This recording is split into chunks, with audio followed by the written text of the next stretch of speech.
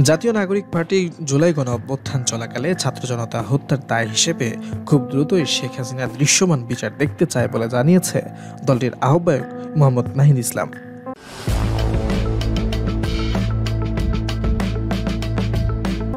মঙ্গলবার সকালে রায়েরবাজারে শহীদদের কবর জিয়ারত শেষে সাংবাদিকদের এ কথা বলেন তিনি। নাহিদ বলেন, জুলাই গণ অভ্যুত্থানে যে সংগঠিত গণহত্যা শেখ হাসিনা সরকারের ফেসিবাদী দমন পীড়ন নেমেছিল ছাত্র জনতার উপর, পুরো পৃথিবী তার সাক্ষী রয়েছে। আমরা অবিলম্বে দ্রুত সময়ের মধ্যে শেখ হাসিনার বিচার কার্যক্রম দেখতে চাই, দৃশ্যমান বিচার চাই। এই বিচারের মধ্য দিয়ে যারা আন্দোলনে শহীদ হয়েছেন, আত্মত্যাগ করেছেন, অঙ্গহানি হয়েছেন, তাদের ন্যায় বিচার পাওয়া সম্ভব। তাদের কষ্ট কিছুটা হলেও কমানো সম্ভব বিচারের মধ্য দিয়ে।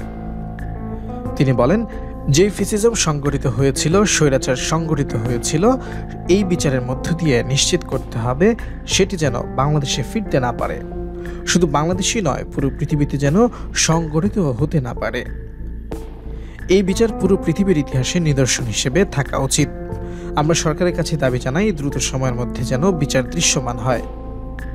নাহিদ ইসলাম আরও বলেন, জুলাই আন্দোলনে শহীদদের কবরে জিয়ারত করেছি, তাদের আত্মার মাগফিরাত কামনা করেছি। আমরা সবাই জানি 2024 সালের জুলাই মাসে স্বৈরাচারী ফেসিবাদীর বিরুদ্ধে গণ অভ্যুত্থান সংঘটিত হয়েছিল।